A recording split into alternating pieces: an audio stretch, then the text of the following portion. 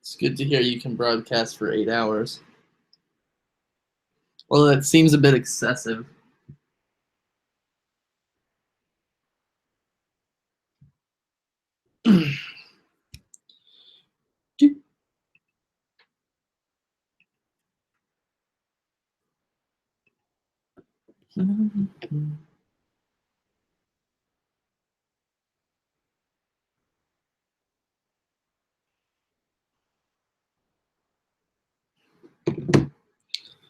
Do, do, do, do, do, do, do.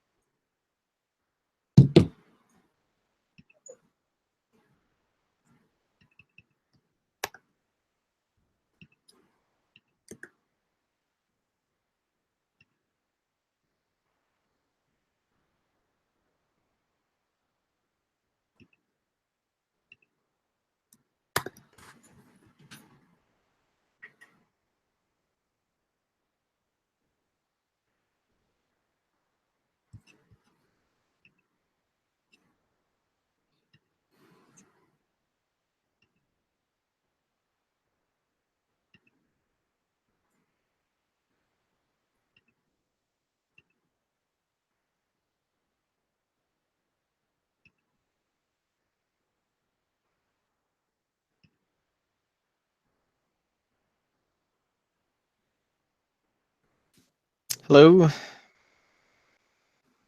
Hello? You there? Yep, I'm here. All right.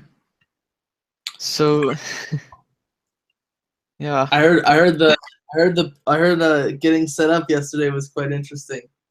Oh, yeah, it took us a bit, but we eventually got there. Well, the reason why it looked like we only took like 2 minutes for each topic was because Josh had to go, so we had to rush through all the topics. So, like, you know what I mean? Yeah, I know. I heard that. But no, we got through everything, though. It wasn't like that bad. That But, yeah, so my prediction is correct. Warriors in 5. I'm happy. he's correct. Yeet. Do I That's see? all that mattered. I could care less when if the Cavs, well, hold on, I'm getting a call.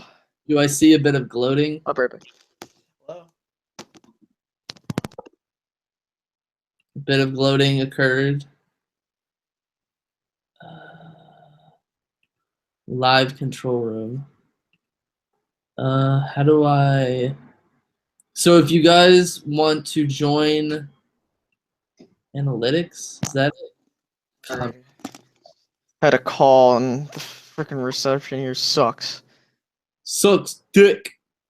It's like I'll be talking to someone and they can't hear what I'm saying, and then like I'll get no service. Thanks a lot, T-Mobile. T-Mobile. It's No, going to be good. yeah, no, but I yeah. So I thought the finals, um, honestly, in that game 5, I thought like Cleveland could pull it out, but then just Golden State blew the game open in the second quarter. Yeah, And that, yeah, I mean, yeah, that's what I heard. yeah, so I mean, eat, um, I don't know. I mean, well, and can we just, and people just need to stop the whole, oh, like, please stop with the conversation of Michael Jordan I mean, LeBron's better than Michael Jordan. That's done. Hold on, I'm getting a call again. It's better than Michael Jordan, though. I'm just kidding. LeBron? You there?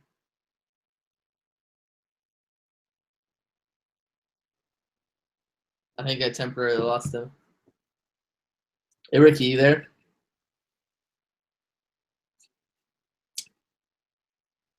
That's embarrassing.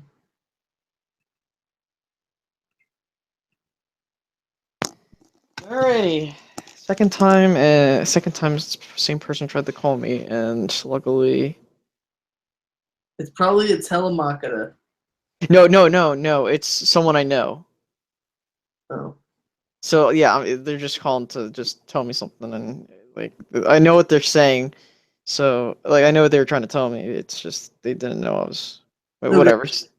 Before we discuss, or so you want to? We were still talking about if Michael Jordan is better than LeBron. Who's No, there is no conversation to have anymore. That's the point I was trying to get at was that there is no more. This shouldn't be a conversation. I'm not saying LeBron isn't an all-time great. I'm LeBron? not saying LeBron. No, but no, but please do not stop with the whole LeBron could get better than Jordan. That has officially ended. And I'm not trying to say LeBron isn't great. And I'm not saying, LeBron isn't going to be top 10 all time or whatever. I think he can. But the thing is he, at this point in his career and considering his resume, it's over. Talks are over. Well, I actually don't like. I don't like to make player comparisons for Yeah, players me playing. too. I'm just saying, like, if people tried to have that kind of conversation, because I mean, they played in two completely different eras. When people say like make Joe Montana and Tom Brady comparisons, That's hard. Well, it's not. It's hard because it's like they both played in different. You I know. don't like to make those comparisons because on one hand, Tom Brady has the most championships out of any quarterback that there's ever been. And Joe Montana never lost, and he never threw an interception. Hmm. He even went as far to throw an interception. Yeah, I mean, In I think two of his Super Bowl wins, uh, were blowouts, and and he won a Super Bowl with two different head coaches. well, you could argue that in terms of Joe Montana, like, well, if he like but he went to Kansas City afterwards, and he played actually pretty well. We haven't seen Tom Brady outside of his environment. Again, two completely different eras. But like for all we know, if Steve Young wasn't like causing I don't. It's not his fault per se. You know what I mean? Yeah. But like. Like if Joe Montana played until 94 with the 49ers, he could have more championships. Yeah. I mean, this isn't me saying that Joe Montana is better than Tom Brady or that yeah. Tom Brady is better than Joe Montana. It's just something that you can't even like say. Like you can't even make a legitimate decision on because they didn't play during the same time. They didn't play like Jordan didn't play during a time where like the Western Conference was so stacked that it wasn't even funny. Well, yeah, back then it was the East was better than the West. No, I know, but I'm the West today. Oh, well, yeah. Yeah. And I think I mean, you have powerhouse teams like the Warriors and the Spurs, and even Portland is good, and so are the Thunder. The Thunder could be considered a powerhouse, even though they didn't get very far. And Houston's really good, and yeah. But I think well, then people could argue. You could argue that not Tom Brady, Peyton Manning could be an all-time great because he went to the Super Bowl with like 4 different head coaches, and he basically changed the way you like pre-snap reads and all the other stuff. Like he did a lot to change the quarterback position. Again, I'm not taking anything away from Tom Brady, but I mean, dude, stop it, stop. First what? pick, Myles Garrett foot suffers injury scare at Browns practice. Wait, what? Are you serious? I'm dead serious. I just got the update on my phone. Okay, because I thought you were getting mad at me for what I was saying. I was like, what? No, I'm not. I'm just saying. Oh, it just came up on my phone. Yeah. It just came out. It just dropped. Hashtag Cleveland Browns. Hashtag Cleveland down. Cleveland down. I think DJ's on suicide watch now. Dude, like. How can you get any worse? Hopefully it's not bad. I hope it's not bad. This is not me coming on and being like, haha, that's so funny. I hope No, that's it's like career ending. I hope it's not career. I mean, Oh my god, like that would be I hope horrible. it's like I'm hoping for like maybe a twist, maybe a partial sprain, or As long as he's back and he can he can or commit, you know. or actually, to be honest, if he broke it, that wouldn't be that bad either. You know what I'm saying? Like if he broke Yeah. this, that wouldn't be that bad either. Depending on how low, what Well, is it? we don't know what the injury is. Like if it's like an Achilles injury, oh, he can be. If it's an Achilles injury, he'll be fine. Yeah. Let's just hope that it's not an ACL or an MCL injury. Nothing serious to impact his career, but let's just hope this is a scare and like nothing more. But yeah, I think it does say scare, so that yeah, but we don't know. Yeah, so we don't know if it's an like if we could, for all we know, it could just be one of those things where it's like at practice, like you get a little twist and it's like, oh, you know, it's not that bad. Don't worry about it. you can just rest it. But But I yeah, mean, I mean, he was their first overall pick, and he was the #1 pick in the draft, dude. that's yeah. I mean, but there was I know like for example like I don't like there have been players that have gotten injured and you know they like I mean Jacksonville has had to deal with it, but like I remember with the Cowboys we got the Marcus Lawrence back in 2014. He got hurt and he didn't play for most of the season, but he actually ended up being playing, you know, well in the playoffs that year. But hopefully it's kind of like that where it's like if it's somewhat serious, it's not going to impact him in the long term. It's like he might be out some time, but he'll come back and he'll impact the team. Yeah, I'm not seeing it on the Eagles message board yet. They Okay. it's the Eagles message board, but they talk about other teams. He limps off the field. Well, if he's limping off the field, then Cole well, if Beasley not worried about hamstring injury. we got Ryan Switzer, so if Cole Beasley if Cole Beasley goes down, don't worry, we got Ryan Switzer. That's why I think that was such a good pick. It's like, you know, he can be our return man, but not only that, if Cole Beasley, God forbid, he gets injured. But I also heard a rumor that Nick Foles might be traded to the Colts sad face. because Andrew Luck doesn't have. Well, it was funny because I was watching this thing in training, this training camp or mini camp thing, and it was like Carson Wentz, Matt McGloin, and this mystery #7 player, and I wrote, "Where's Nick Foles?" And one guy was like, "That's him, #7." And I was like, no, #7's a little bit shorter than #11, and Nick Foles is an inch taller than Carson Wentz. But apparently Nick Foles just had a child, so congratulations to him and his family. Yes, congratulations. But I wouldn't trade Nick Foles because you still don't know what. I'm not trying to curse Carson Wentz. I think he'll be fine. But if Carson Wentz doesn't turn out, you know Nick Foles is capable. You know what I mean? Yeah. Like he's not all pro, but like he'll get the job done. Imagine if you could get a second-round pick for Nick Foles. That is true as well. But the thing is I would keep him as the backup for this year. Yeah, no. And then if hypothetically at the trade deadline there's going to be like, hey, we need a quarterback, yeah, then send off Nick Foles. That's fine. But as of right now, don't trade him. Get a first-round pick for Nick Foles. That would be amazing. I would like shoot my first-round pick for Sam Bradford. get 10 first-round picks for Nick Foles. Or no, 10 7th-round picks. 10 7. It's No, like but- a multi trade where you get 10 7th-round picks for one player. Yeah, I just think that what was I gonna say?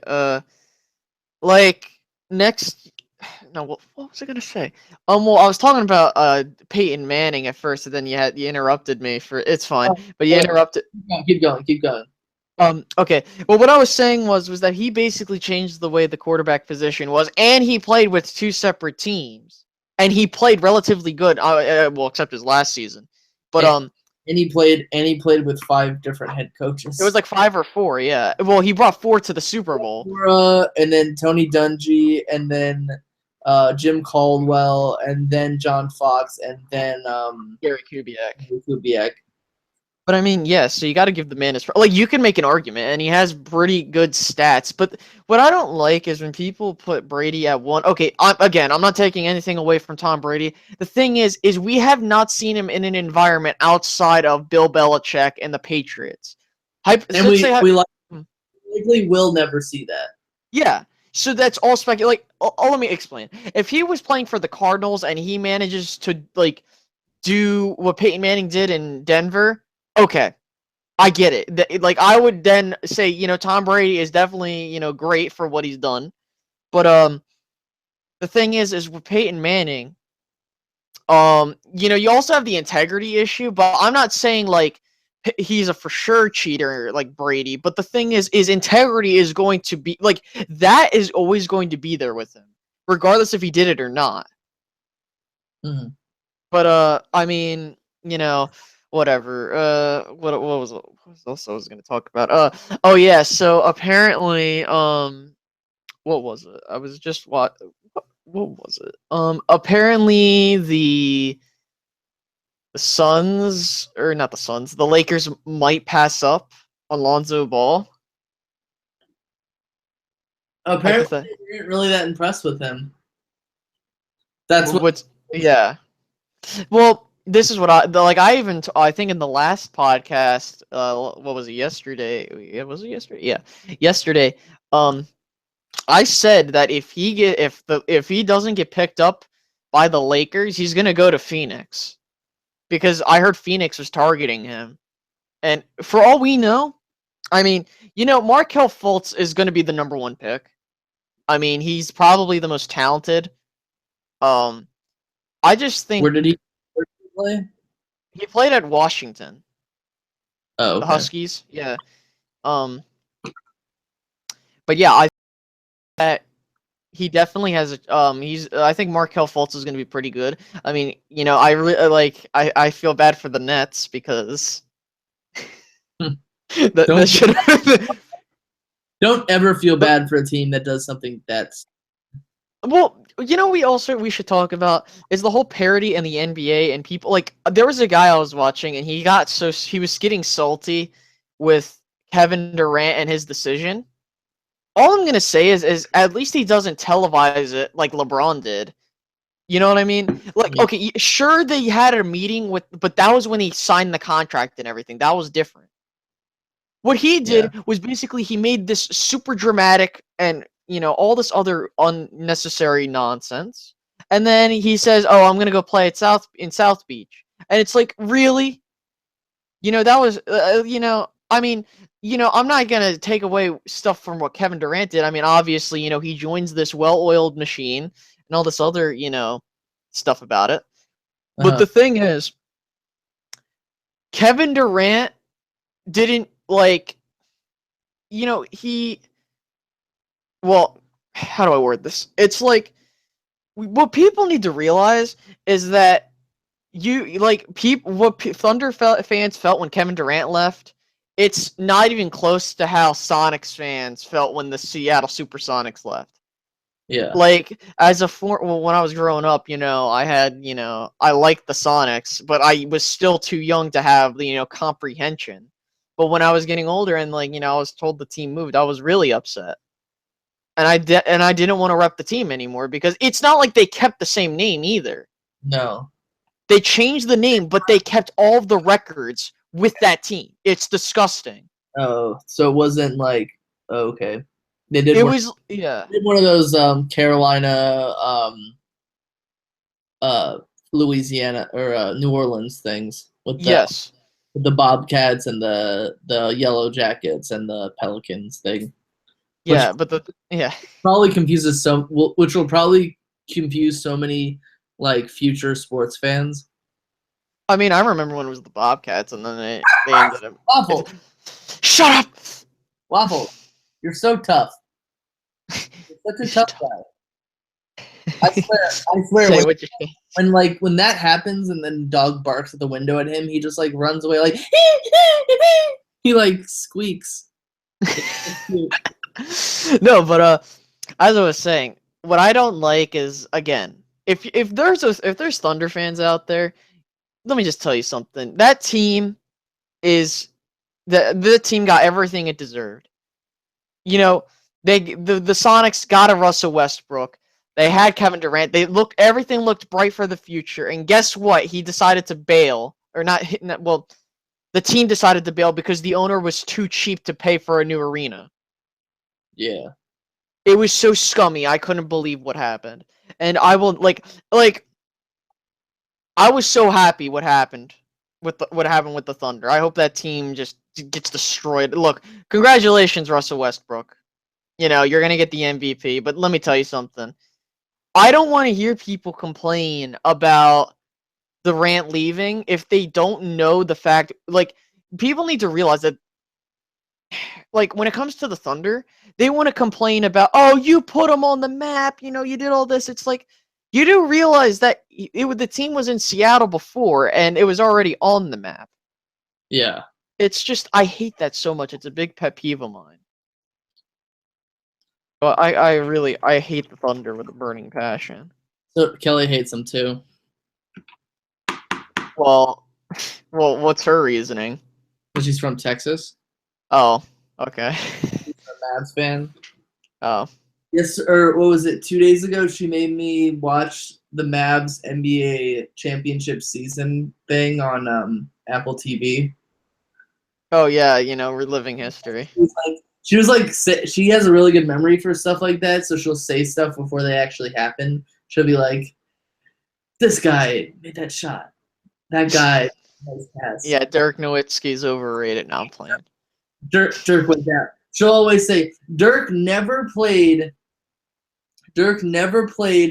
with another All-Star on his team in their prime. That I will give Dirk. The fact that he won a championship without really, well, you know, he had key players, but like there wasn't like notable. And the fact that they took down the Miami super team, that's like one of the greatest playoff runs of all time. Yeah. If not the greatest. Because they were like, they had to play the Lakers, who were like trying to three-peat. Mm-hmm. That was pretty cool. Yeah, I mean, I'll be honest. If they really want a team in Seattle, move the Clippers or some team. Like, let me tell you something. What really also gets on my last. They were thinking about moving the Kings. Okay, oh Lord.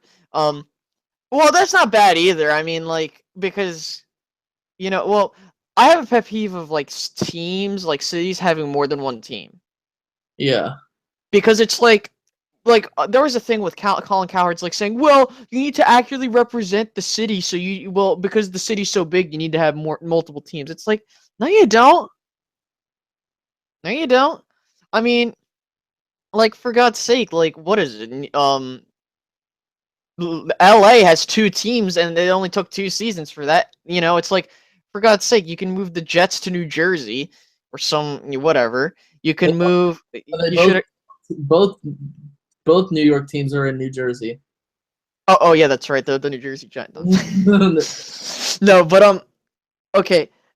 I just look. The thing is I like the U.S. map being well represented. It's like I don't want cities to have more than one team, because you know why? It takes up the market. Well, a business sense, it takes up the market for the most part. It's so like the Oakland A's and the San Francisco Giants. That's different because they're 2 different. You know what? Well, that's different because like, for example, you have the 49ers and the Raiders. They're in 2 different cities. I know they're close. They're they're like within the same like 25 miles. That's different because it's a different city. You know what I mean? But like, it's harder because those teams were around longer. You know what I mean? I get what you're saying there, but how do I word this? It's like that's okay. Like, if it's like you have New York and like if it's like if there's a team in Brooklyn and there's a team in New York. in New York. That I can accept for a bit, because it's like, okay, it's two different cities, but still, you know what I mean? Like you know, the New York Knicks have their spot, and the Brooklyn Nets have their spot. That's fine. The thing is that when you have two teams occupying the same city, let alone the same coliseum, well, let alone the same arena or stadium, that's where I start having problems. Because it's like, really, you know, it's like nothing different. Look it up. I'm just checking on this Myles Garrett thing. Yeah, no problem. Um, Any other news? Following a pass rush drill. Are they gonna show it 3 hours ago? They're just showing videos of him. Apparent foot injury. It depends on how, if he's hot, like if he's able to, like if he was able to move, I think it's not that serious. Yeah, people are saying it's believed not to be But at the serious. same time, I hope it's not serious. But at the same time, players have limped off the field, and it's been like a horrible. Oh yeah, yeah. So again, nothing's guaranteed, but still. But yeah. So not a big. What else? I want to move from sports to something else. Sure, no problem. What we were talking about on my Facebook page earlier today. What, with the shooting that occurred today? That occurred today. And one of the things that I don't like, because I'm a centrist, and like, of course, like the biggest stigma of being a centrist is like you're like called racist by the left, but then you're called like a snowflake SJW from the right. You know what I'm saying? So like, I like to be as fair as I can. And the guy shot. It was a shooting at at like a baseball game. Yes, it was a baseball game hosted by one of the Republican representatives, and I guess the guy decided to attack him, and apparently he's dead. The attacker. Yeah, but but this is what I don't understand. Like I know I was talking to you on Facebook about it, but the thing is, can people stop politicizing this? This is getting ridiculous. Everything has to be politicized. You know what I mean? Like, okay, I understand, like, when I say politicized, I mean, like, this is what I mean. Oh, the right will say, well, it's the liberals. They're just too butthurt about what's going on, so therefore they're just resorting to violence. Or the left saying, oh, but Donald is insane and he's a psychopath and we need to look. Regardless of your political opinion, this is a horrible thing that just occurred, and we need to try and solve this issue. Yeah. Don't point fingers. Yeah, it's exactly. really annoying. Like I think it's funny how before, like, when they identify a person like that, when they identify like a mass shooter, the first thing that people will do is they'll look to see if the person had social media accounts, and they'll be like, that is his or her political affiliation. It's like, it doesn't, like, that stuff does matter to a point, but at the same time it doesn't, because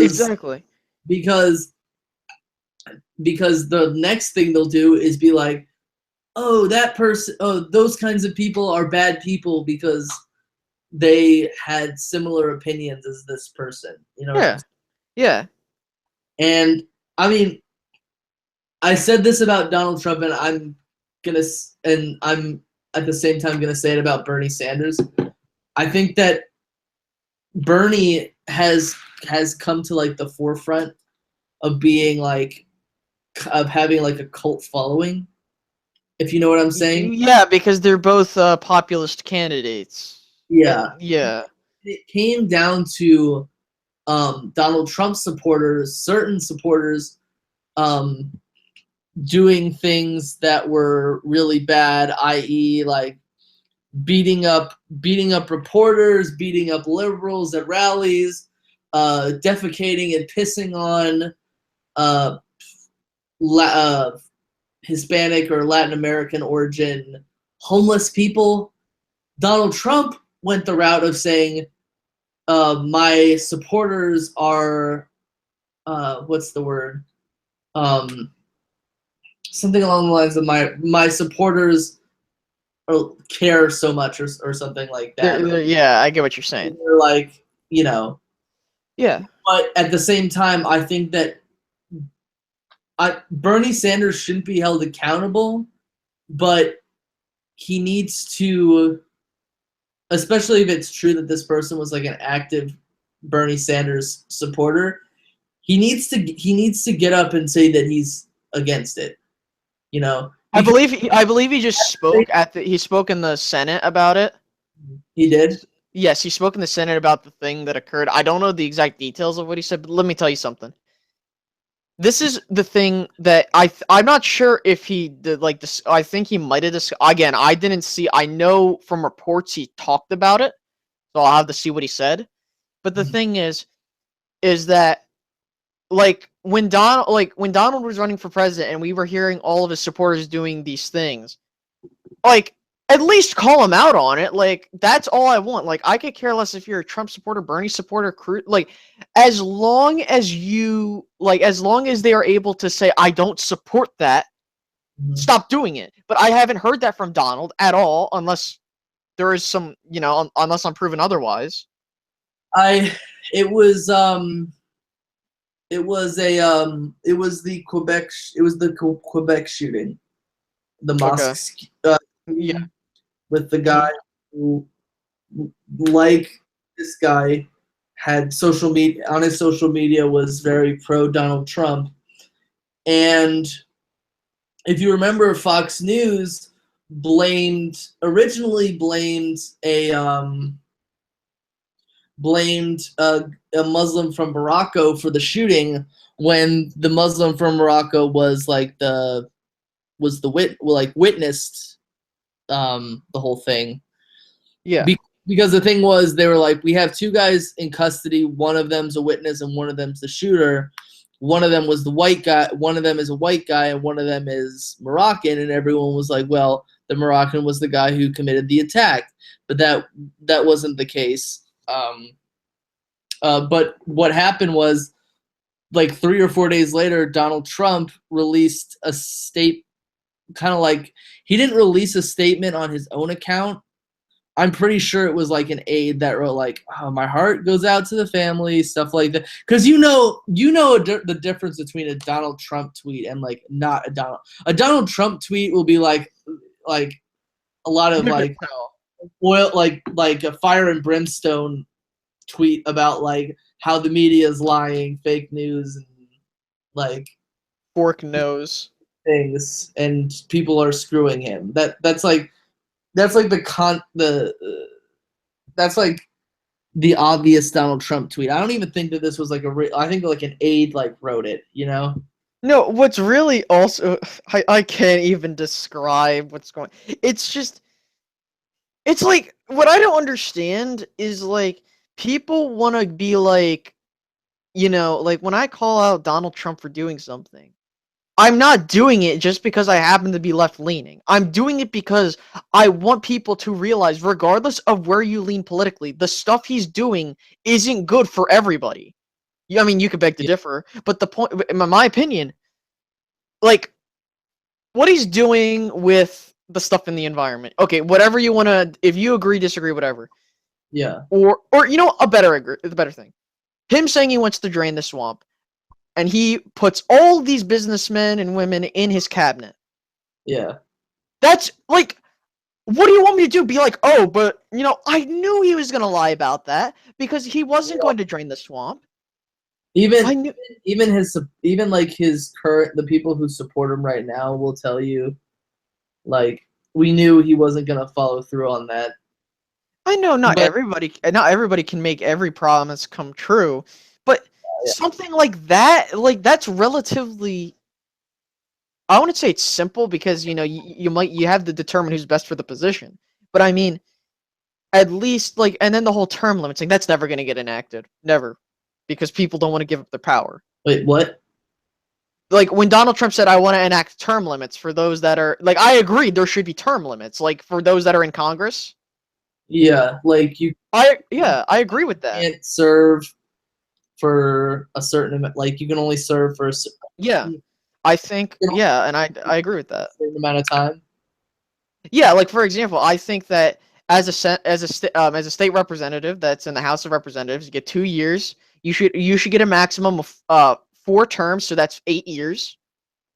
And then as for the Senate, you get 2 terms, 12-year, a 12-year, maximum. Mhm. And the thing is that also makes sure, yeah, people would argue with me and be like, well, what if you don't have the same people in there, then it's unstable. It's like, but at the same time, we need to have a fresh democracy. It's not like if we have the same people in there, then they can do nothing. They're not pressured to, they're pressured to not do anything. Yeah. I mean, Whatever, yeah. they're allowed to like go on with the status quo. I mean, yeah, like the thing is with this whole the other thing that I find like really funny with this whole like the testifying before Congress about like whether he obstructed justice or whether he was colluding with the Russians.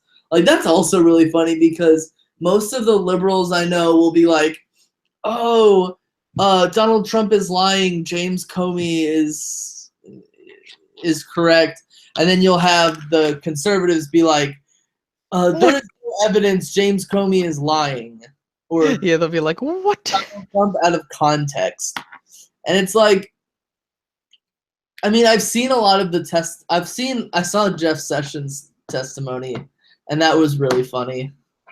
Oh my god, you see, No, I mean, I might have talked to him, but I don't know if I did. I was like, it's so stupid. It's like, dude, you know you can like plead the fifth, right?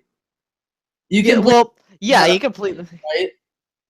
right? No, well, no. How it works is that if you are accused of something, like, well, then again, also in the Fifth Amendment, you aren't required to answer any questions. Like for example, if someone asked me, like, oh, did you like in Trump's or like, hey, have you paid your taxes? I could be like, I plead the fifth. I'm not gonna answer. Like, even though that's such a dumb, I, that's I also think it's comical how like his just answers were just like really dumb. trust me, it's Like, I'm ridiculous. not answering because I like recuse the president. I recuse from saying anything bad about the president because he can recuse himself in the future. Like you could literally say anything. It's funny. It's just like it's a mess. And like I don't know if I'm in like the minority, but like I don't care if he gets impeached or not. Oh yeah, me too. I could care less if he gets impeached. I lost his trust. I don't care. He's Because there's a very low chance that I mean, I'm not gonna say that there's no way he wins another election, but I'm just saying like there's a very like anything could fucking happen. You know what I'm saying? Like I mean, he can die for all we know. he could die, but like I'm not saying that in a bad way, but like, but I don't think he's gonna. I don't think he could win another election. it depends on who he runs up against. If he runs up against someone like Tim Kaine or something, like, yeah, he's gonna win another one. Because if it's an establishment candidate from the Democrats, he's gonna win. But if it's unless in the next couple years he does something ridiculous. I mean, but at the same time, everyone's like, put him in jail, lock him up, and stuff like that. But I'm like, I'm not in that camp. But I know a lot of people are like that, but I'm like, he's a public figure. You know what I'm saying? The thing is that like me and my dad were having this conversation on the whole Comey thing, and I was telling him. Many people are like, well, he didn't have anything specifically to do with Russia, but I told him that's not the point.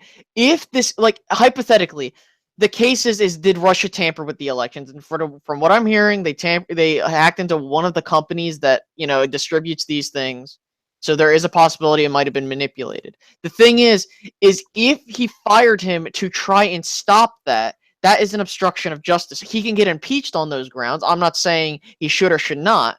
But Yeah. that's what he was being investigated for.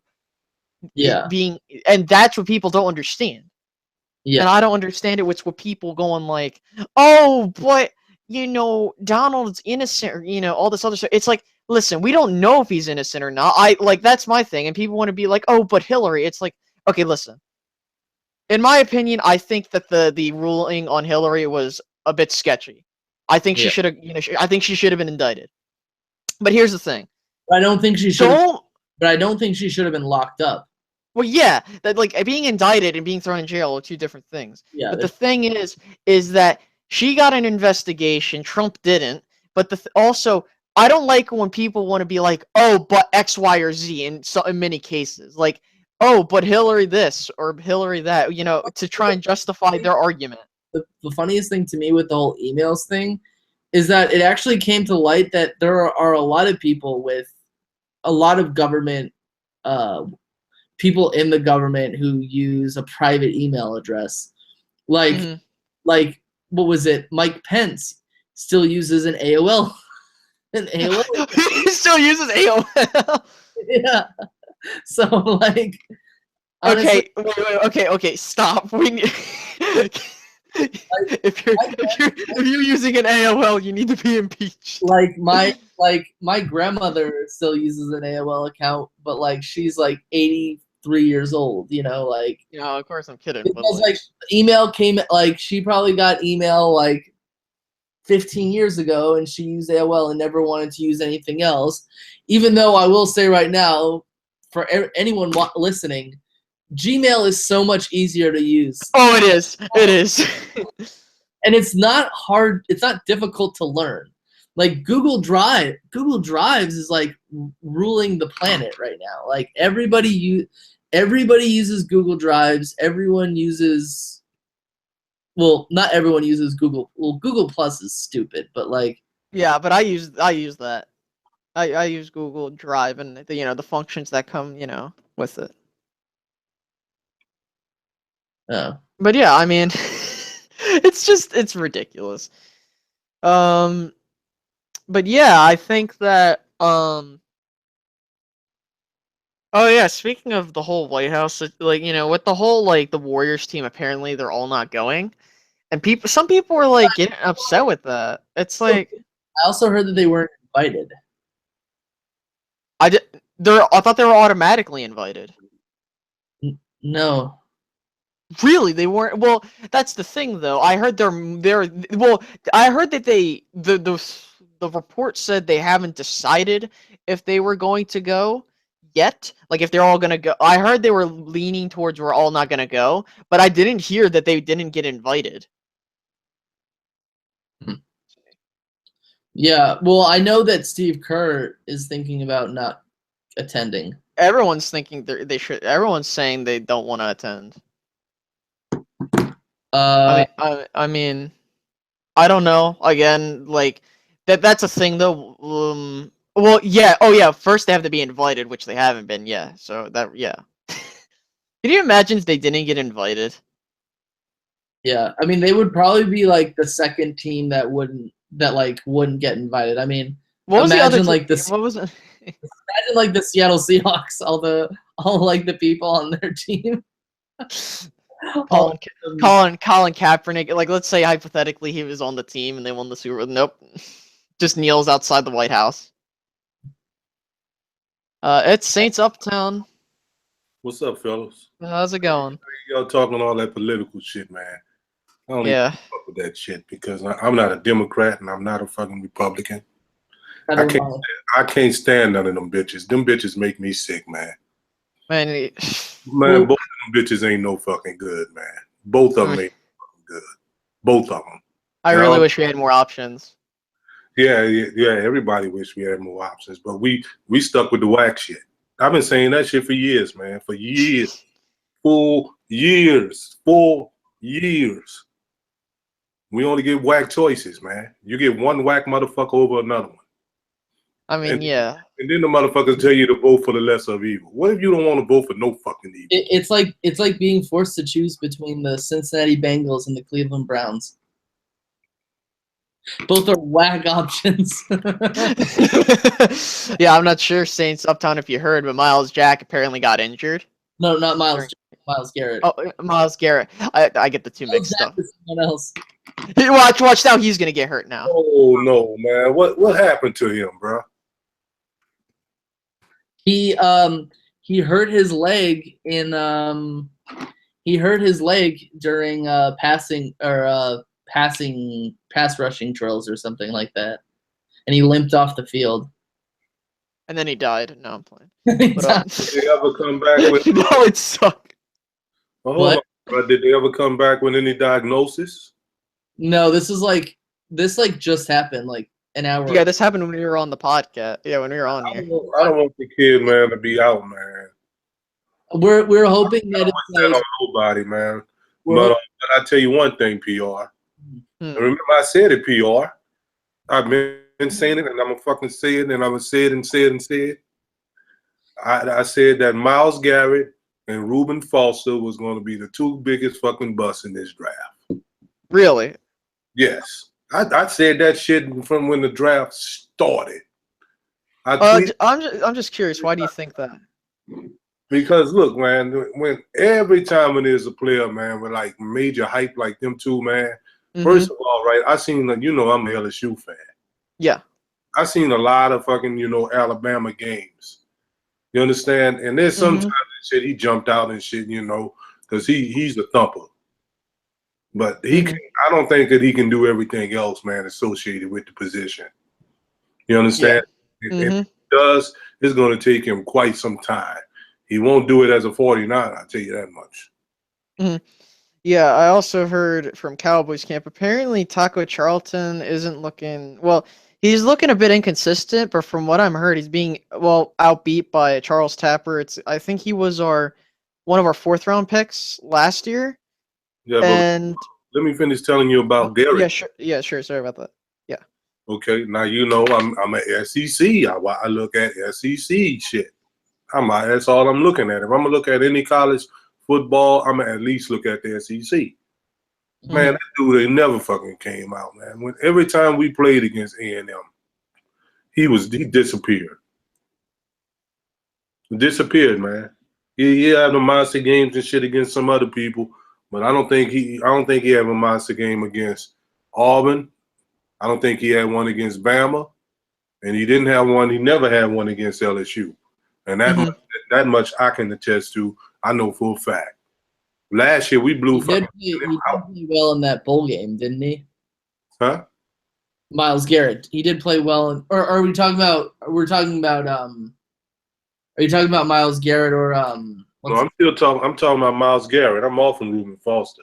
I don't think Reuben Foster has the ability, man, to cover. Yeah, he can be exposed in that. Yeah. And another thing too, man, I don't know if he's that good at diagnosing, plays, man. People don't give those linemen for Alabama. They don't get a lot of credit. They don't get a whole lot of credit for that shit. But they was letting them come scot-free, man, most of the times. Now you see the linebacker that did stand out whenever we played against them, or whenever I seen Bama play, was that Tim Williams dude. Now he stood out. He's really fast. I don't. This year is like my second full season where I'm going to be watching like every college football game. But the thing about this draft is that I felt like I knew like a 10th of the players getting drafted. You know what I'm saying? Which I kind of felt pretty good about because I usually don't watch college football that much. I watch a lot of college football, I must admit. Yeah. But let me tell you something though, PR. I found out, right? I looked at like with some of these cats, these cats coming out in the draft.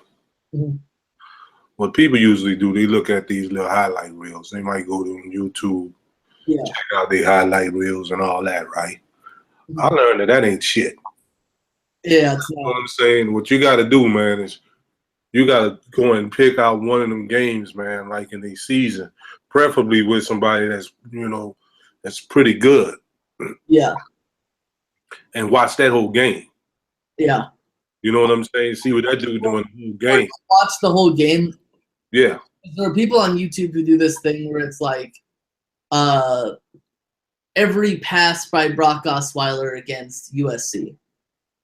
You know what I'm saying? Or like every rush by Samaje Perine against Kansas. Yeah. Yep. That's what you got to go do, man. Watch a couple of them games, man, and see if these dudes, because when you're doing a highlight, because I did some highlight reels for a couple of kids and stuff that I was mentoring back home. Yeah. Who was trying to, leaving high school, going to college and stuff, What you're basically doing is just taking out their best plays.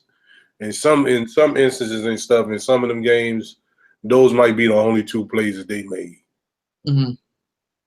Yeah, because especially offensive player, especially the running back position, every running back does they kind of make themselves look like they're like all the same, Mm-hmm. Because you'll have running backs who, I mean, going into it, I looked at from the position that I wanted the Eagles to draft a running back. I looked at Samaje Perine, I looked at Corey Clement, and I looked at Matt Days as 3 running backs I wanted the Eagles to get. And they all had spectacular games at a certain point in time, Yeah. Well, Samaje Perine had like 360 rushing yards in a game. That's amazing. But he had it against Kansas, and Kansas sucks. See, I don't even go to them games like that. I usually, what I do is I pick them out like I did it with every Saints player that we drafted. I pick out whoever was maybe top 10 that they played, like somebody that was in the top 10, or somebody that I know is a perennial powerhouse. Mm-hmm. I go check that game out. I'm not going to check the game out where he's shining against, Chattanooga State or somebody. Who? Nobody wants to see that, man. Who's the best quarterback coming out of next year? Coming out next year,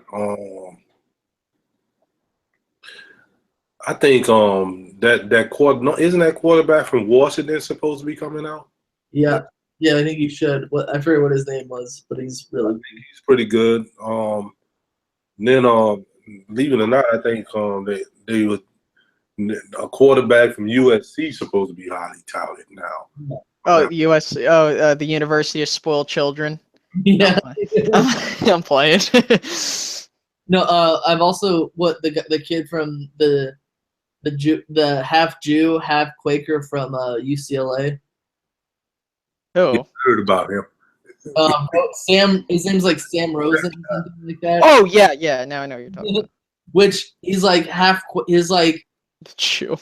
His mom's family. What's his name though, PR? I think it's like Sam Rosen. Okay, Rosen. That's definitely Jewish. But he's like, but his mom is a Quaker. Apparently, what he did at UCLA. Apparently, he matzo ball soup and motherfucking oatmeal. He brought like a kiddie pool into his dorm and filled it up. He actually sounds like a chill roommate. I'm not gonna lie. You should never bring like a kiddie pool into past like the second story, because your shit is just gonna get wet, unless you have like a water vacuum. Oh man. But I think like he probably invited all like the girls from his dorm or something like that.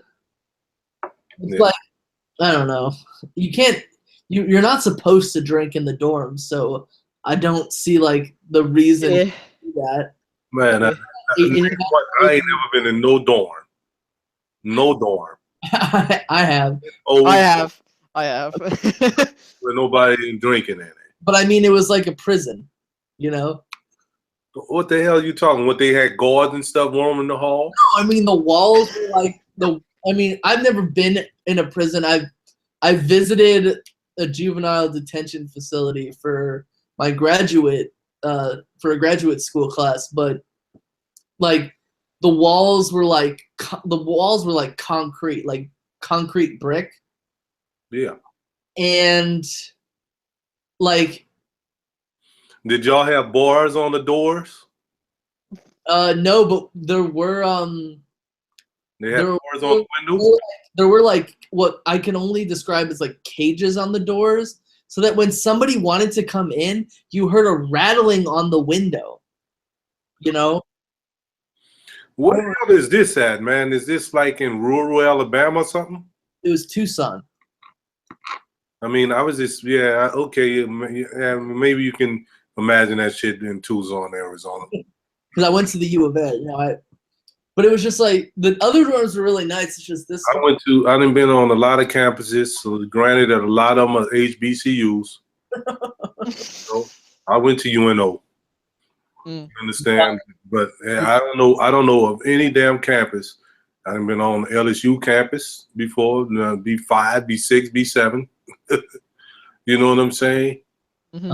I ain't never been in no dormitory where they ain't getting it in somewhere. See, somebody was getting it in around there. It just wasn't around you. Exactly. You understand? I have a story about my college roommate. Like I didn't start getting girls until I think I was like a sophomore or junior. I was like a late bloomer because I spent too much time on YouTube. But I was stuck with a roommate who all the girls loved him, but all the girls wanted to be with him. Yours, so when you got you some pussy. You understand? What? When you got you some pussy, it was like, oh, the hell with you two. Yeah, right. But it was one of those things where like they were friends with me, but they wanted to get with him. And these two girls were roommates with each other, and I knew them because one time they got so drunk that they had to get both of them had to get their stomachs pumped, and I was the only one like in the dorm, so I had to drive them to the hospital. But one of them I heard one of them like was messing around with my roommate in a bathroom, and then I was actually like reading, and my roommate comes in with her roommate, and they go onto the bunk bed. I put my headphones in because I was like, I don't really care to hear any of that. So he sends me a text message, and he's like, yo, get out of here.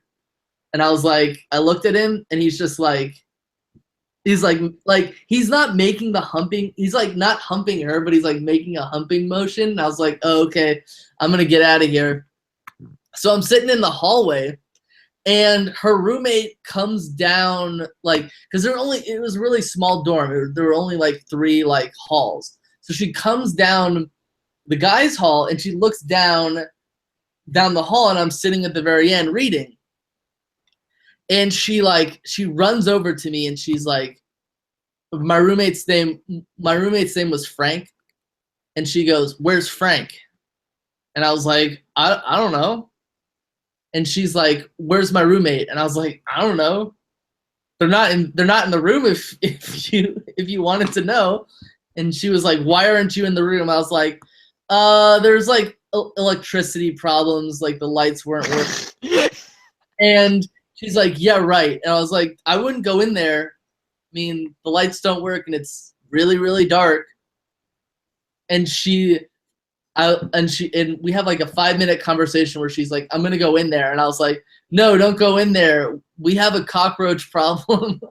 And she was like, I know you're hiding something," and I was like, "I'm not. Like the cockroaches in there, they smell." I was like, Frank eats too much and he leaves too many crumbs. I think there might be rats. So I think I'm gonna have to stay in someone else's dorm or someone else's room. And she like barges in. She opens the door. She barges in and she screams, turns on the light, screams, and she like runs out. Her roommate walks out, and like Frank is like shirtless.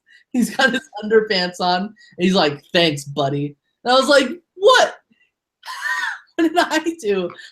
It's not my fault that you wanted to like do your business with a girl's roommate who you were also sleeping with." Oh man.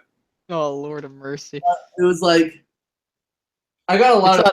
I don't know if this is a problem. Like, I know, like, at my campus, I don't live on campus, I commute, but, like, there are idiots that want to be a part of Vape Nation. So they'll be like, so they'll set off the smoke detectors every week because they want to be, like, cool and, like, chill. You What's vape, that? You vape, bro? No, I don't, but no, but it's so stupid because they want to be like Vape Nation. No, because I know some people are retarded and they'll be like, what was it? One time. Talking about, man, what you mean by Vape Nation? Oh, you know how like people like have those Like what are the yeah Oh, you talking about them vapors? the vapors? Yeah, Friends? they call it Vape Nation. Now, what does that have to do with them turning off the fire alarms and shit? Because what they do, and this was bad one time because what happens is the smoke detectors in our dorms are very they're very well, in the dorms are very sensitive. So the minute they pick up like there's something smoke, it sets, goes off. So what people will do is they'll take a bowl and they'll put it over the smoke detector so it doesn't go off while they're vaping. Yeah. One time they put it up there and there was their microwave caught fire or whatever. So they tried to take the bowl off and they couldn't. So now like the room started catching fire. Luckily it wasn't serious, but it's like people are so retarded. And then I think one of them lost like half their clothes or whatever. It was bad. But it's just some people are so dumb. It's like, ugh. One time, it was my friend's birthday, and we're in an Uber going home, and we're all like wasted, but he's like the most wasted. So I'm with him and his girlfriend, and the driver is like vaping, and my friend goes, "Oh, can I have like a puff of whatever you're smoking?" And he hands my friend whatever the vape pen. It wasn't a vape pen. It was like something else. It was a different apparatus. But he goes right before he takes a puff. He goes, "Do you have herpes?" and then my friend goes, "No," and he takes a puff of it, and then the driver goes, "Well, you do now." That's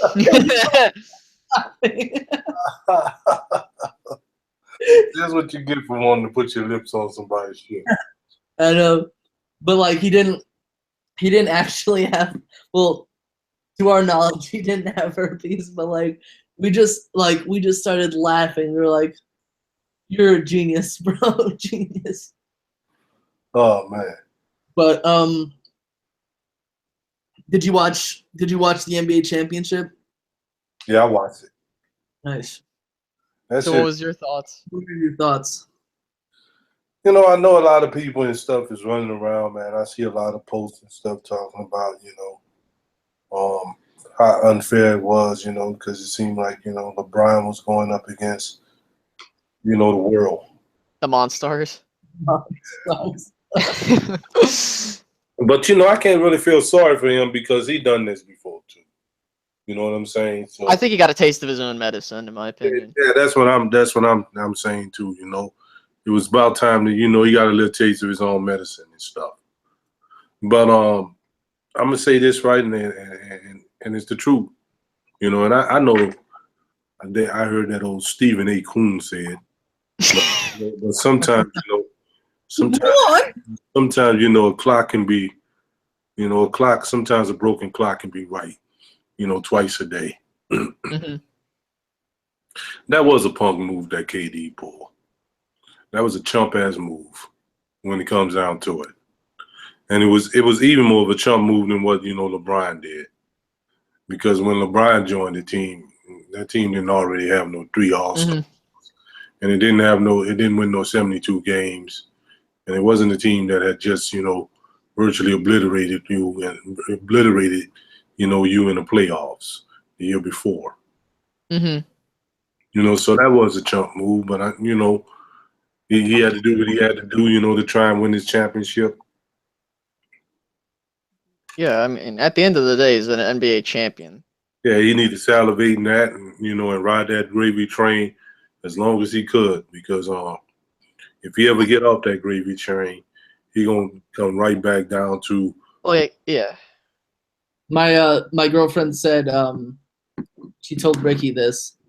She was like, Kevin Durant. What was it? Kevin Durant winning his ring with the Warriors is like losing your virginity to like a prostitute or something. But let me say this too, bro. Right? And there's something positive about Kevin Durant. You understand? Even though I think what he did was like a chump ass move, it was because of him that they won the championship. Oh yeah. You understand what I'm saying? He deserves that Finals MVP. Yeah. Yeah, he played consistently the whole damn series, and he played hard. He played hard, man. You understand what I'm saying? That's the hardest I ever seen Kevin Durant play, man, since he been in the NBA. On both sides, both ends of the floor. He did. Yeah.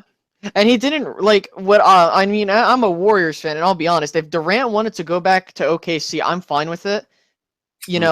I'm fine with it because you know what? He got his ring. I'm happy for him. And if he wants to go back, I'm cool with it. But the thing is that it's not like he sat and did nothing to win a championship. He was the reason the Warriors won the championship. Yeah, he was. Because to be honest with you, right, if you want to be real honest, Curry didn't play that well this finals. He didn't. He didn't play that well. Draymond played so-so. You understand? Clay played well in spurts. But most specifically, Clay played good defense this series. He played damn good defense. There's several times and shit they had him on Kevin Love, and he was stopping Kevin Love. And that shouldn't be happening, but he was doing it. Yeah. It was Durant that was the most consistent, that kept them afloat each and every game in his damn finals. It was Durant. Yeah. He gets credit for that shit. You know what's crazy? I didn't realize this until now. JaVale McGee has more rings than Charles Barkley, Chris Paul, and James Harden, Russell Westbrook. The JaVale McGee, the Shaq and a Fool MVP, is now an NBA champion. Is he? I don't know what to say about that. Let's just say that he was fortunate. Yeah, like literally. I'll be honest. I could guarantee you. I wouldn't be surprised if like a Vince Carter wants to go play for Golden State because he wants to get his ring. Like at this point, like. Or not Vince.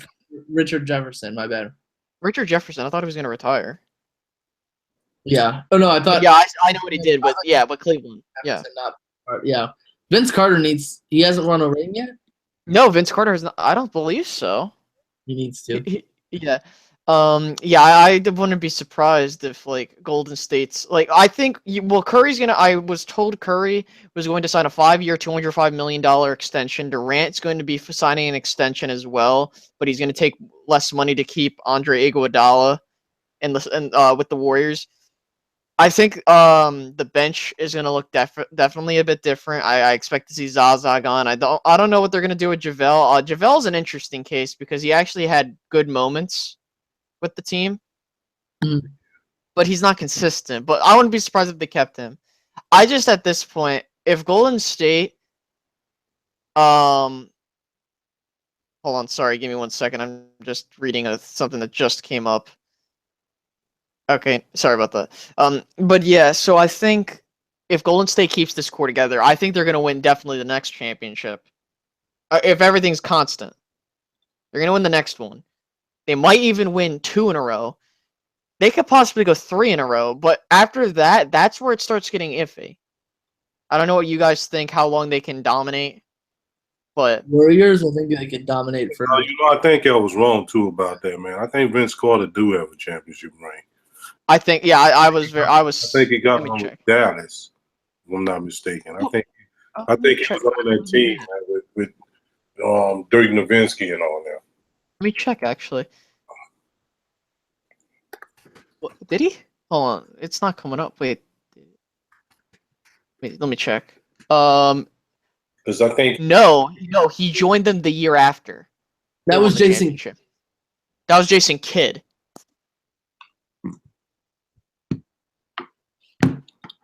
I thought he joined them in 2011. He joined them in 2011, but after they had won the championship. Oh, I see what you're saying. Mm-hmm.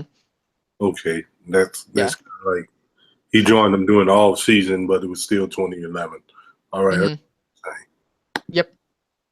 But yeah, I mean, yeah. So I think that, I think Golden State, because they're young, relatively, and it's not like their brand of basketball is physical and requires a lot of, I'm not saying they're soft, but like, what's different with this team than other teams, like with the Miami Heat dynasty, with the Showtime Lakers, or with Shaq and Kobe, they, like, Shaq had to be dominant in the paint in order to dominate. Man, what and say, man? I know y'all gonna laugh at.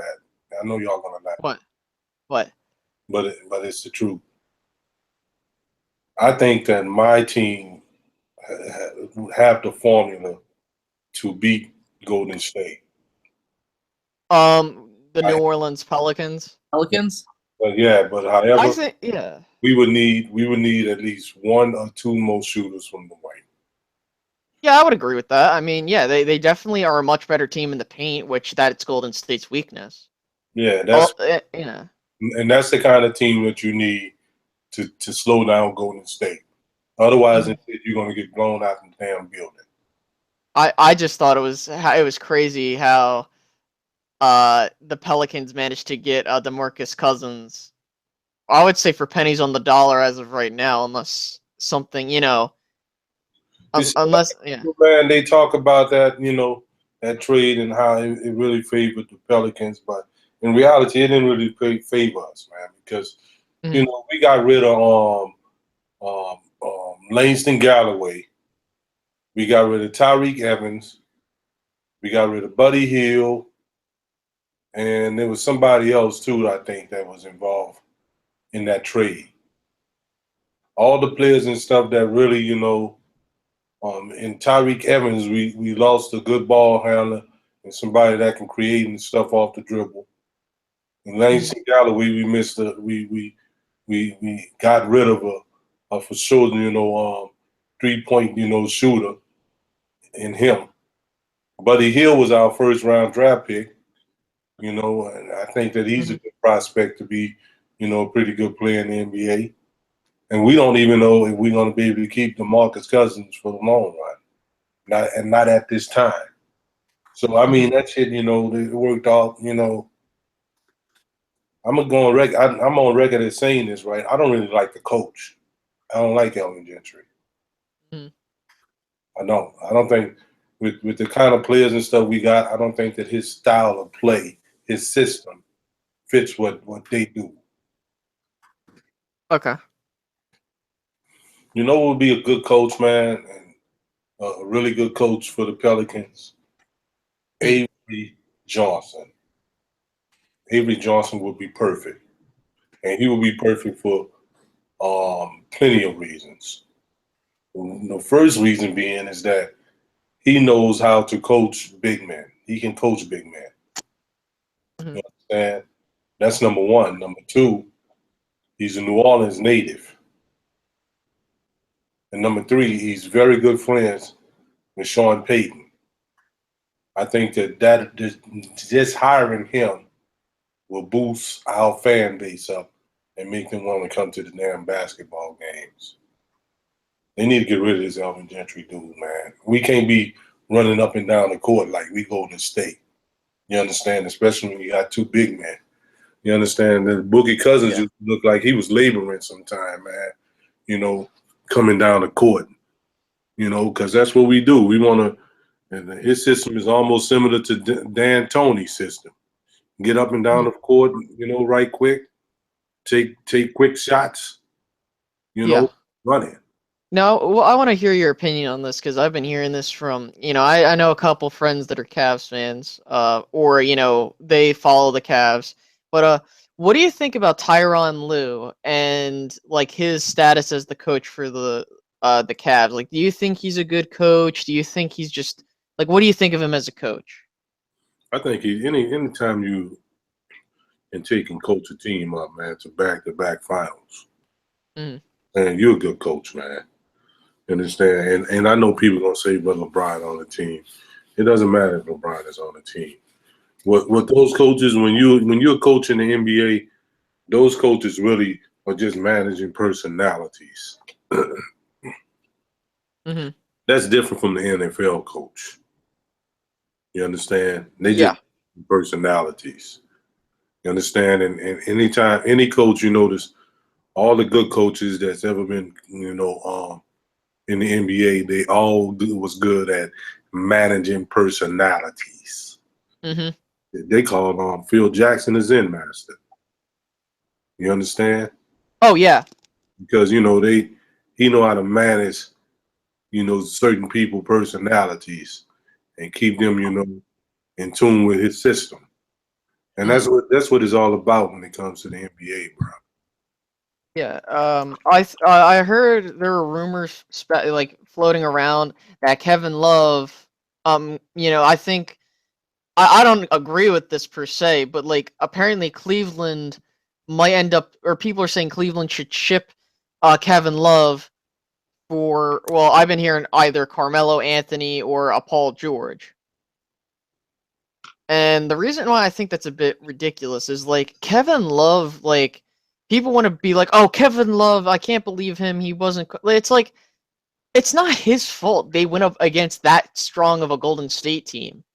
I guess, you know what I mean? It's like Kevin Love did his job, but not in the way you would expect. Like, he did rebounds. Yeah, sure. He didn't have the greatest, point game. Continue convincing. Look, I don't have man, you shouldn't offer any excuses for anybody on Cleveland team. You understand? Outside, outside of LeBron James and Kyrie Irving. Them two ball, man. Everybody else didn't show up. Yeah.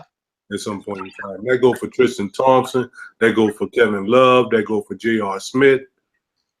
Oh, absolutely. That goes for Ryan Shumpert. That goes for Richard Jefferson. Yeah, the only reason, And he didn't even put Shannon Fry wasn't even in the rotation.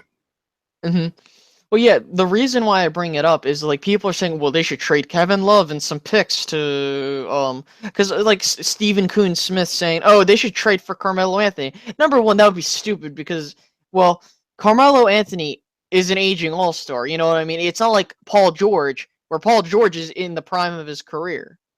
That's where I would have an issue with. Man, when they give up something, I much rather trade and get Paul George. Yeah, that's what I would do. For Paul George rather than for Carmelo Anthony. Yeah, because Paul George, he's a willing defender. You understand? And Melo ain't no willing. He's not a willing defender. Yeah, but Carmelo's career is like over. Almost.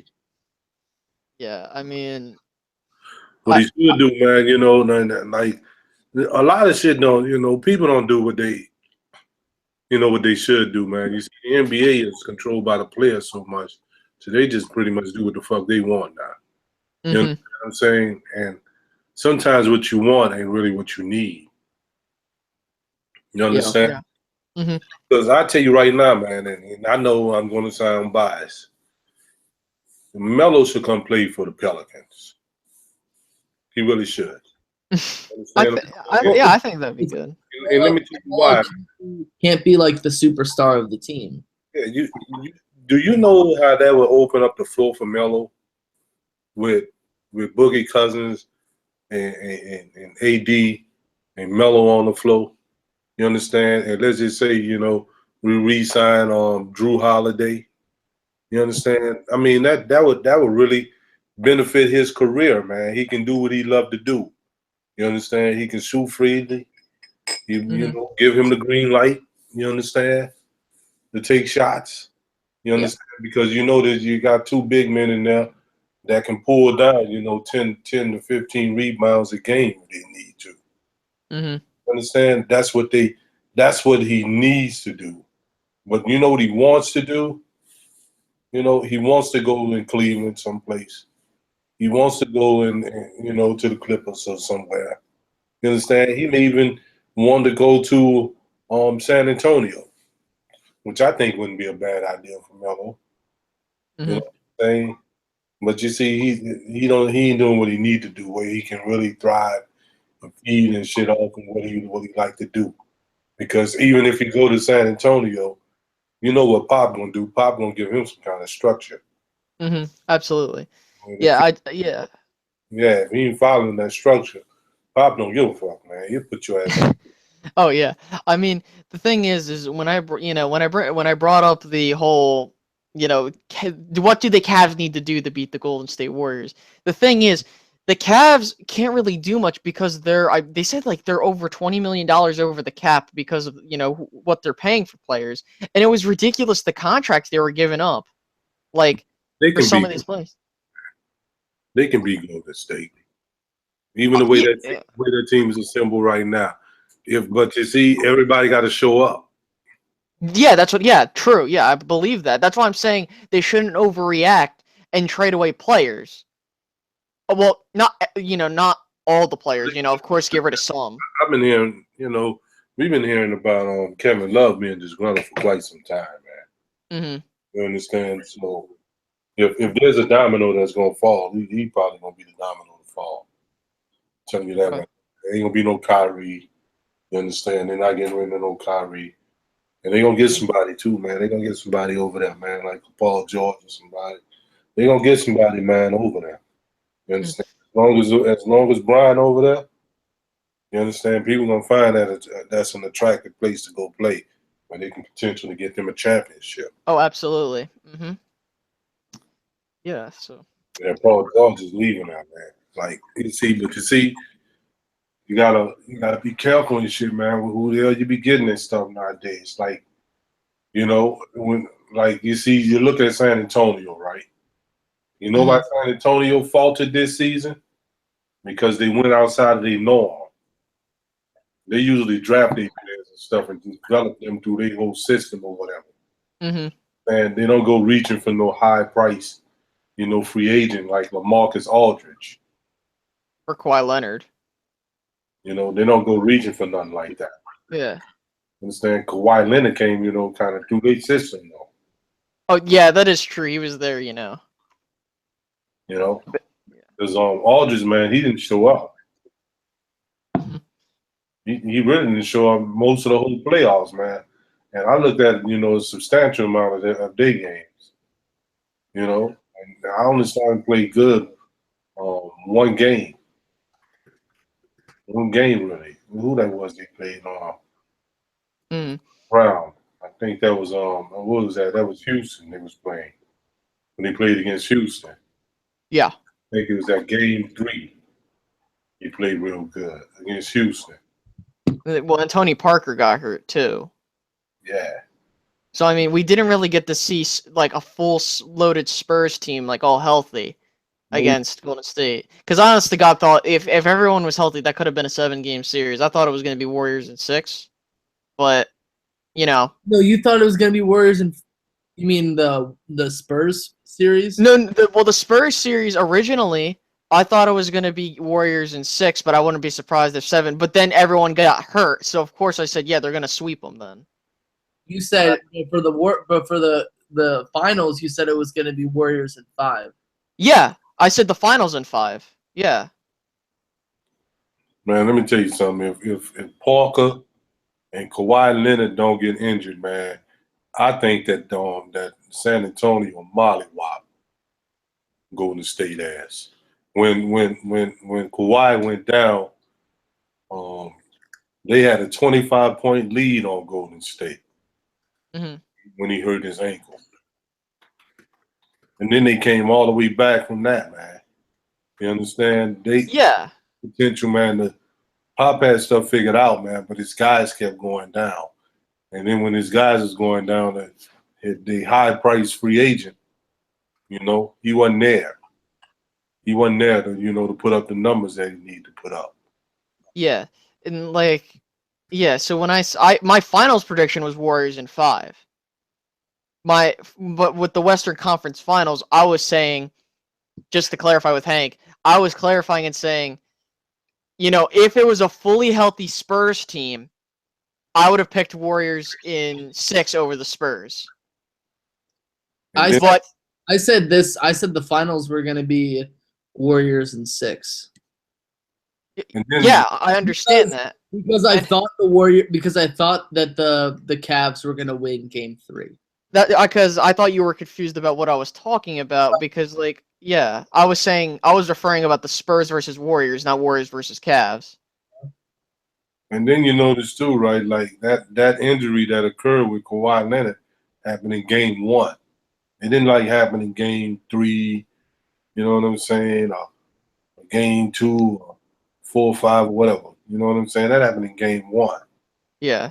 And that kind of like, you know, dampened the whatever momentum and stuff, man. They couldn't really do nothing. In order for them to have been successful or be able to, you know, compete with the Warriors, they would have had to get at least 27, you know, and 10 a game from LaMarcus Aldridge. The other thing that was ridiculous about that finals is that I think, like, on Twitter, like, I maybe saw it like 10 times, or maybe they announced it. They were like, Kevin Love is slow to get up. I was like, of course. Well, yeah, that happened. Yeah, that happened in the, what was it? Well, also in the Eastern Conference Finals when Kyrie had that scary fall on his ankle. I was worried because, like, what I didn't want to see another, like, for example, if Kyrie was out for a considerable amount of time and possibly missed the finals, people are gonna have an excuse to be like, oh, but Kyrie was hurt. You know, like similar to how the 2015 finals went with the Golden State Warriors. And then 2016 finals, of course, there's going to be all these scenarios. Like, you could say, like, for basically any season, for the most part, you could be like, oh, but this team X, Y, or Z. You know what I mean? That's why they lost, or something like that. Yeah. You know, so I don't know. I mean, I did pick Warriors in 5, so I'm at least happy that my prediction came true. But man, you know, you can, you know. Things happen, man. You know, that's why it's important, man. With this should teach, you know, a valuable lesson that you need quality depth. You know, because, like, you know, yeah, you know, injuries occur, man. You know what I'm saying? And sometimes they may occur at inopportune times, but you need to have players and stuff that can come in and that can perform. Now they did, man. The Spurs had some dudes. There's a couple of the young cats, man, came out, performed well and stuff, man. But you know, they need to learn to step their game up a little bit more, because you just can't really rely on stuff all the time on Kawhi. You know, like, what if something happened to Kawhi, like it did? You know, and like that boy Aldridge, he need to go someplace in the summer, man, and get his shit together. Because, I mean, you know, I don't understand you, dude. You know what I'm saying? I don't understand you. I mean, you could have feasted. You could have ate. I mean, you was looking timid. You understand? You look like, you know, like Golden State took your nuts from you. You know, you just had nothing going on with you, man. You let Draymond, you know, get all up in your ear. Therefore, he got all up in your head. You know, I don't know what happened with Aldridge. Yeah. So someone just asked the question. I guess this is directed towards Hank. Spectacular Pooh 24. How do you feel about Nelson Aguilar's improvement as of late?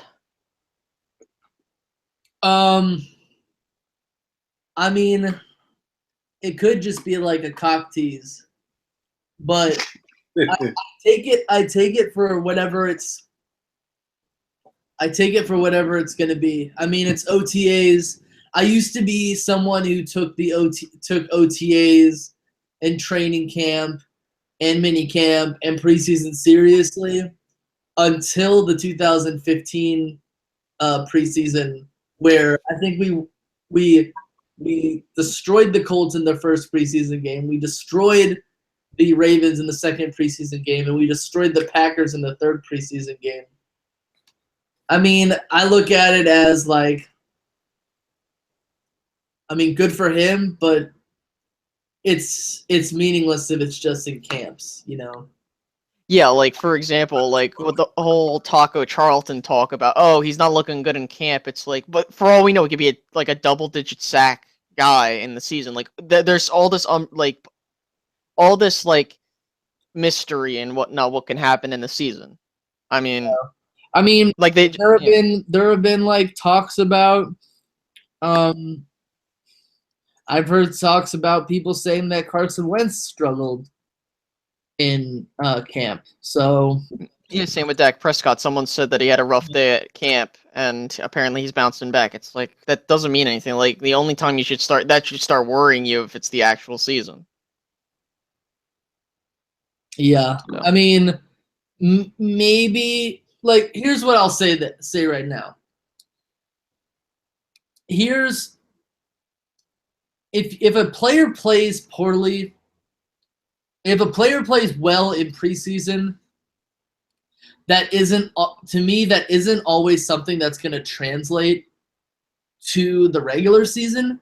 But if a player plays bad in the preseason, then there's a pretty good like red flag that says that player is not going to play well in the regular season. Yeah. That's how I see it. You can't always take preseason to heart.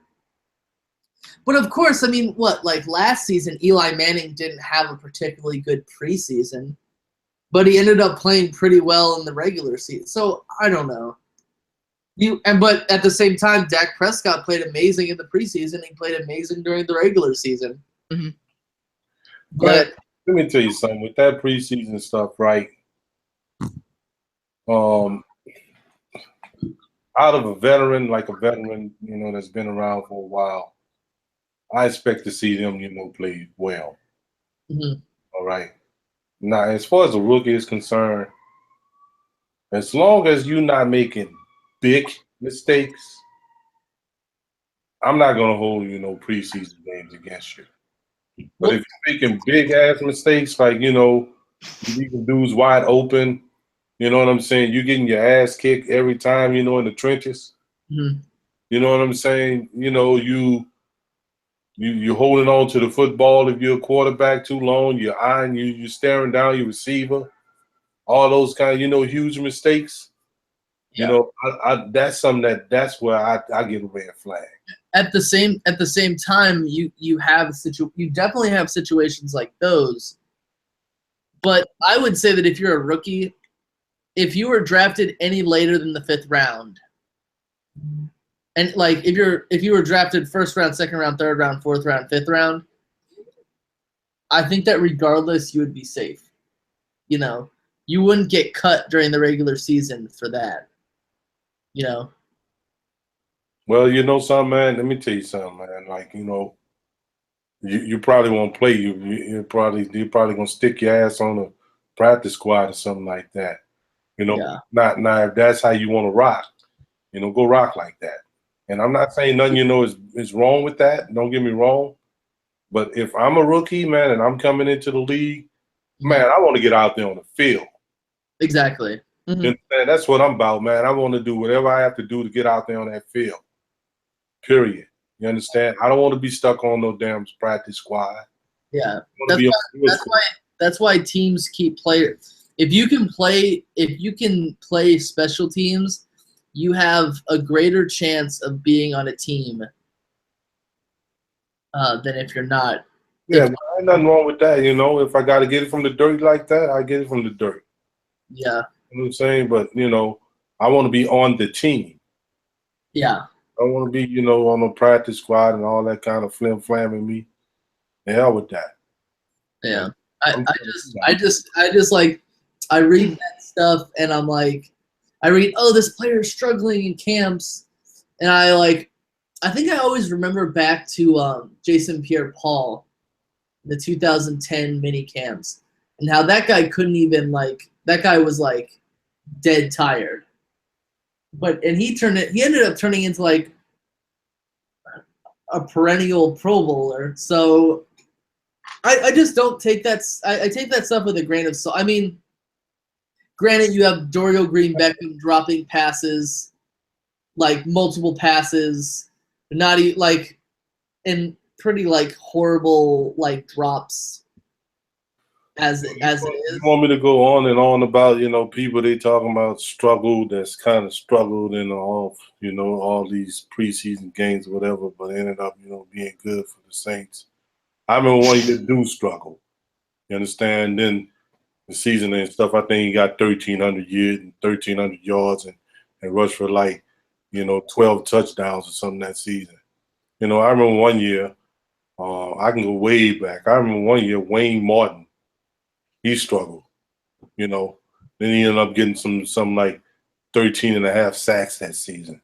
You know what I'm saying? So, you know, I mean, you know, whoop-de-doo. Like I say, the main thing I'm concerned with, don't make the huge mistakes. Because if you're making the huge mistakes, it's one thing to be, you know, in position to make the play and just didn't make the play.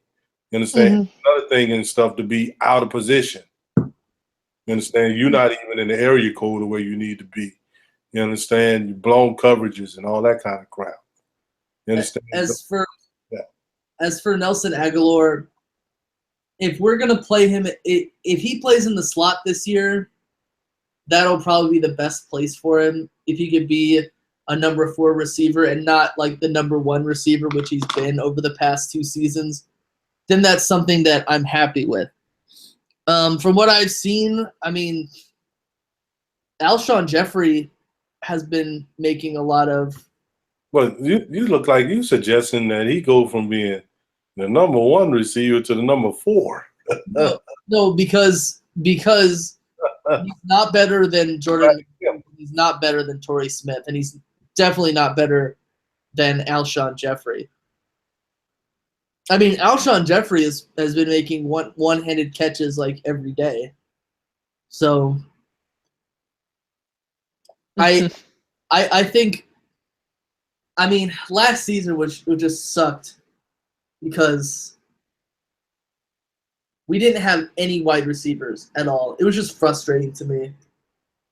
I mean, Carson Wentz made some boneheaded mistakes himself, but like we lost like 6 or 7 touchdowns that if we had a good receiver out there, then it would have been a different story. Watch, man, that Alshon Jeffrey, that Jeffrey and Wentz thing that's gonna be pretty spectacular. That's gonna go down. Remember, unless Carson Wentz is a bust. Unless Carson Wentz is a bust, that is. No, I'm playing though. I think he'll be fine. I mean, if this is a year, man, I don't really grade, rookie quarterbacks on their first year either, too much.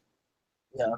I grade them on like their second year and third year, you know what I'm saying? Because that shows what kind of level you have, what kind of maturity level you have to play this game, But like, I saw some stuff in Wentz last season that really surprised me, about him, And there's some things that I seen, that I thought that he would struggle with.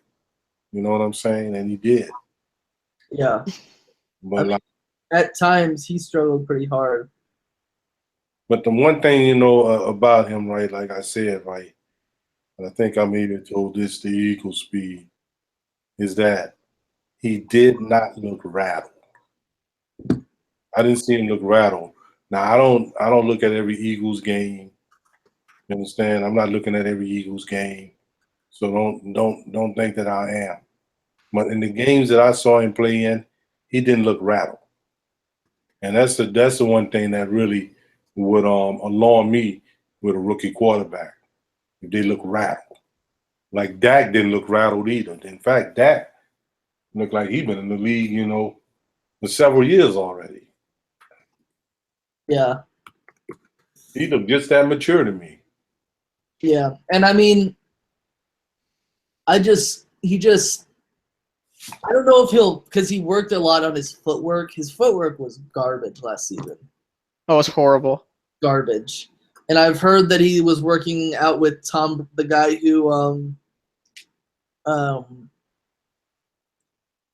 the guy who works with Tom Brady. Yeah. I know you're talking about. Yeah. I heard that. I think that dude Blake Bortles is somebody supposed to be working with him too. I wouldn't be rattled either if I have 5 first-round picks on offense. Looking at one of the comments. We have Wentz. We have Matt, if you consider Matthews still on the team, Ryan Matthews. LeGarrette Blount was a first-round pick, right? I guess. Alshon Jeffrey was a second-round pick. Nelson Aguilar was a first-round pick. Hey, I'll be right back, guys. I gotta hint. Beckham was a third-round pick. And Lane Johnson was a first-round pick. That's right. That's a lot of dudes, man. That's a lot of first round picks. Doug Peterson better get it done, or his ass might get fired. Yeah. I'm not a big fan of Doug Peterson. But at the same time, after what we had to go through with Chimp, I didn't really care. And I'm not that good of an evaluator of head coaches because the year we signed Chip, I wanted Gus Bradley. So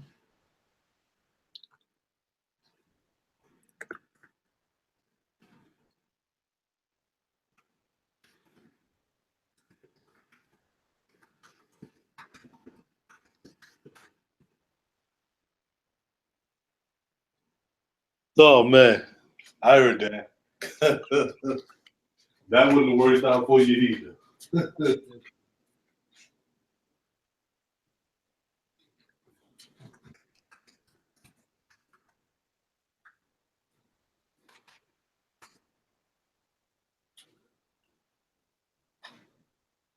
yeah, I just don't. I'm just not that good at evaluating head coaches. I mean, there are so many head coaches that I thought were going to be good but weren't. Like I remember thinking Nick Saban was going to be a good NFL head coach. I knew he wasn't.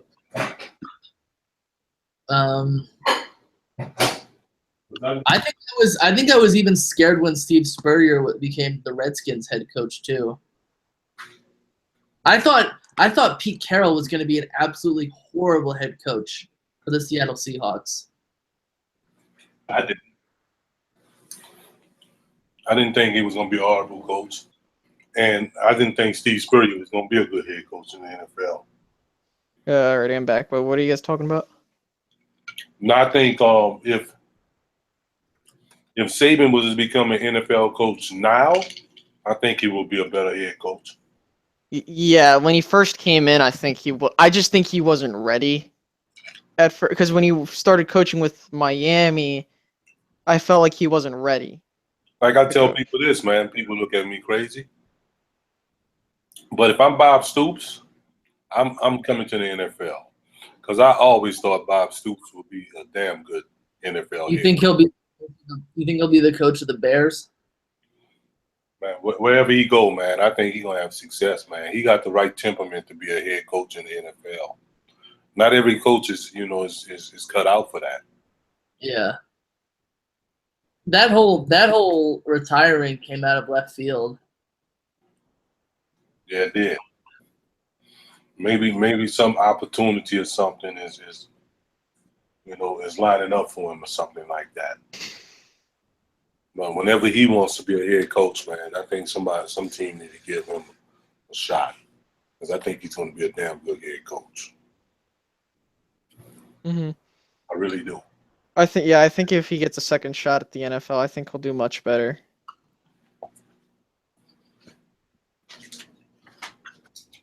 Yeah, you just never know.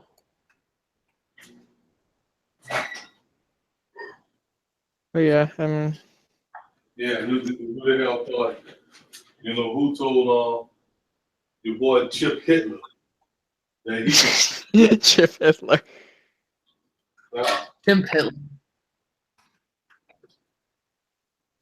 I fucking hate that guy.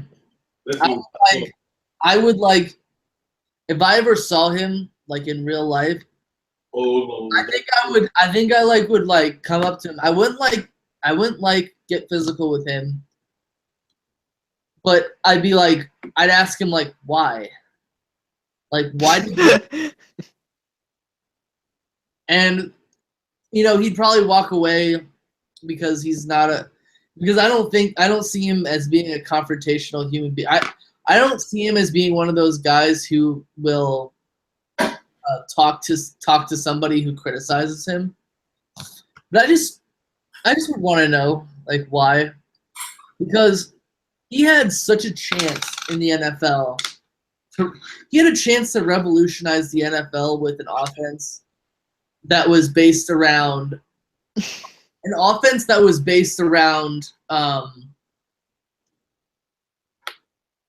would I like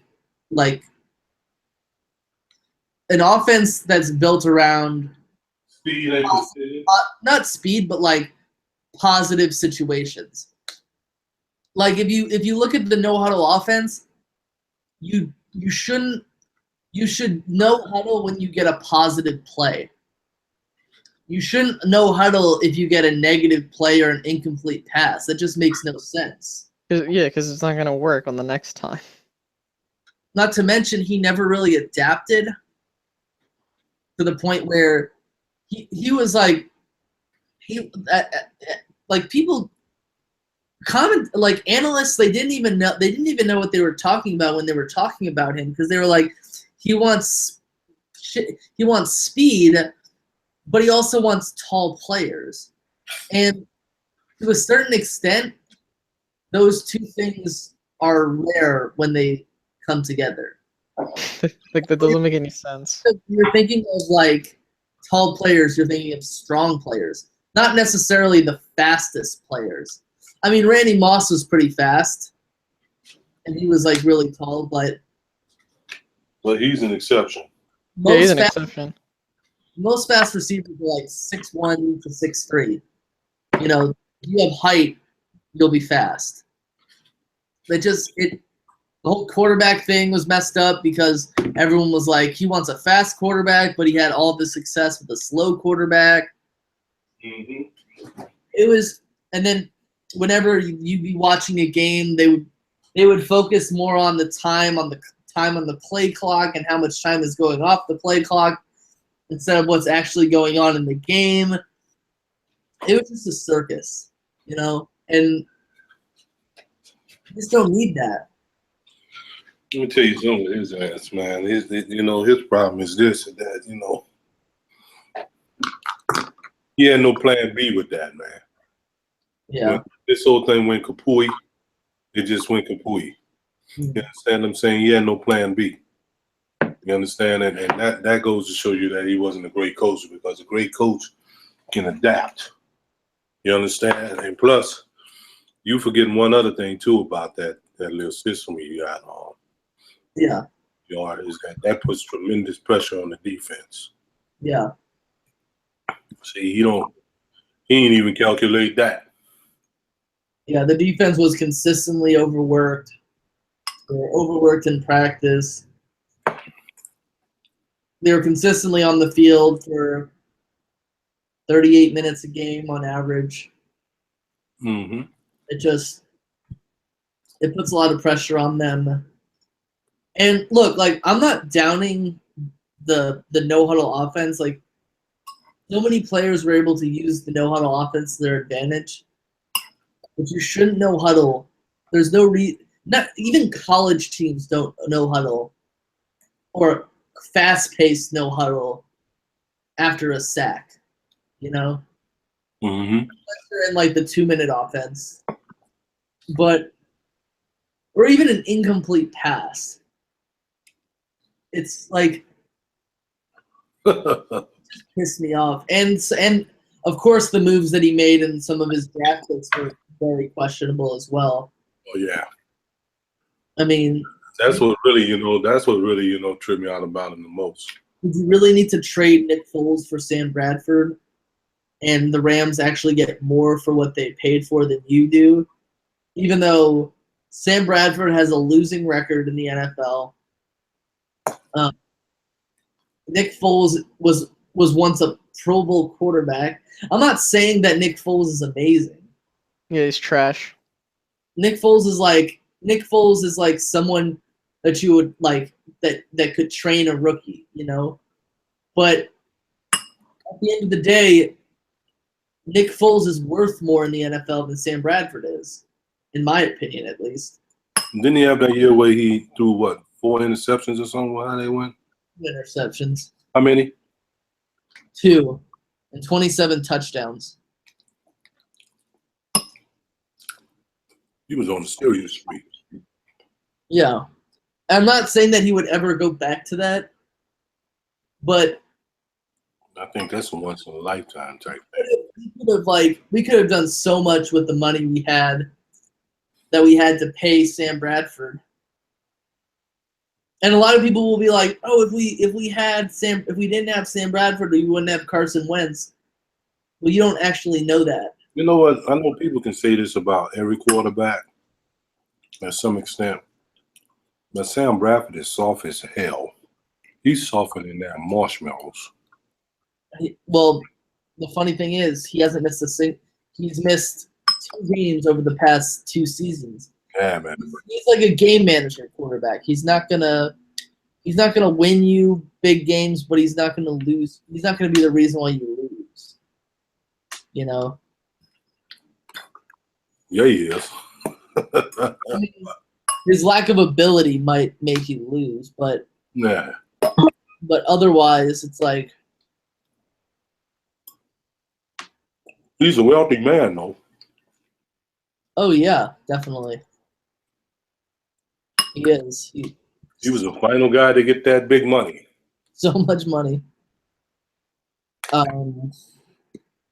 yeah, I look at that and I'm like, why? And then Chip Kelly comes out and he's like, well, we didn't have to get rid of him, but you did. You know, like I did. He's like, I didn't want to have to get rid of him, but you got rid of him. Get rid of who? Nick Foles. Yeah, For Sam Bradford. And I was like, you could have had a 7-9 season with Nick Foles in 2015, and we would be in the same place we are right now. And plus, I remember when he got on Sam Bradford, I didn't think that he fit in with his so-called system. No quarterback really fits in. Chip doesn't really have a system. That's what I kind of learned. Like after these so-called quarterbacks were gonna work under this so-called system, I just yeah, because it didn't work out for Kaepernick. I was like, what system? The system of doing bad things. And I thought it really would work out for Kaepernick. Well, I mean, he had good stats, but he didn't get any wins.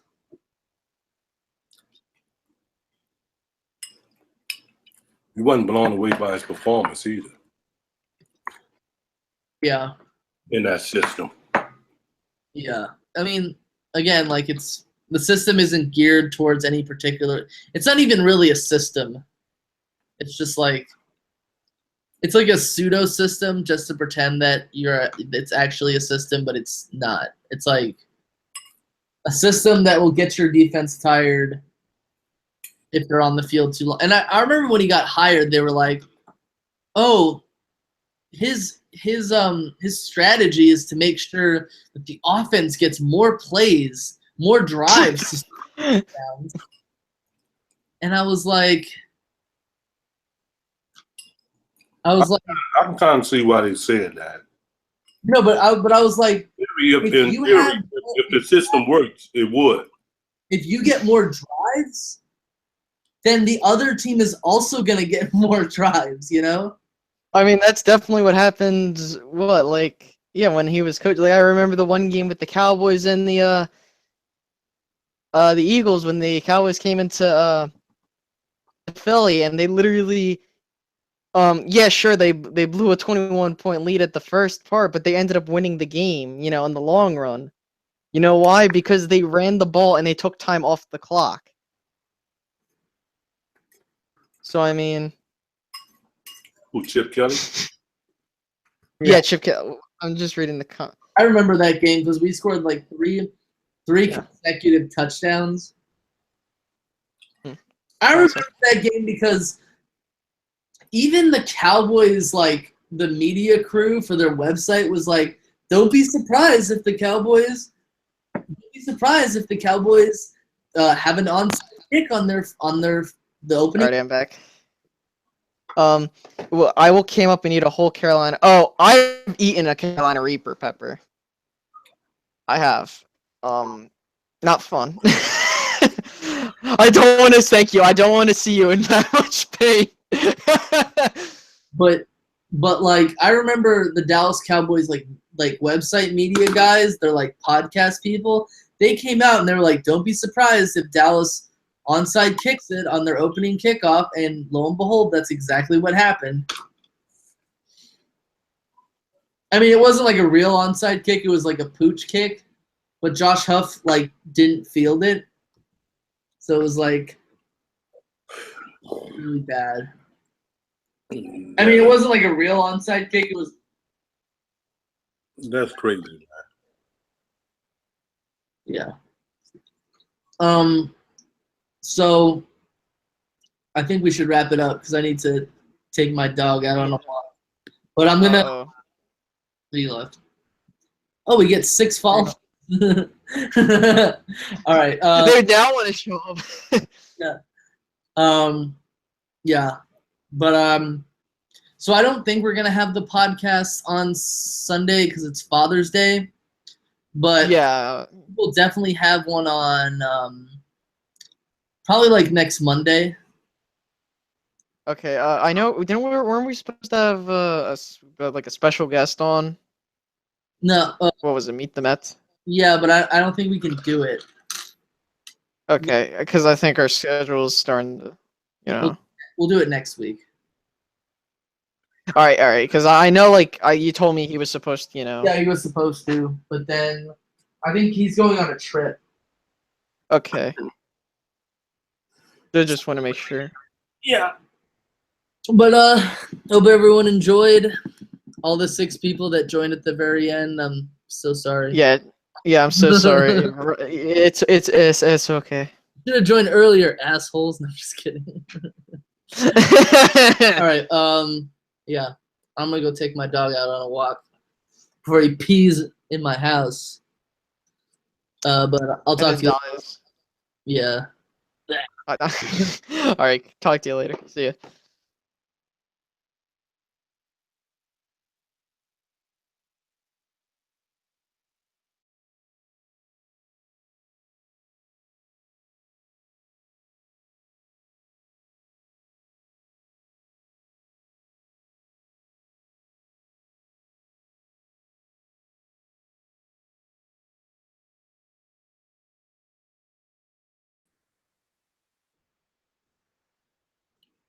Stop, bro.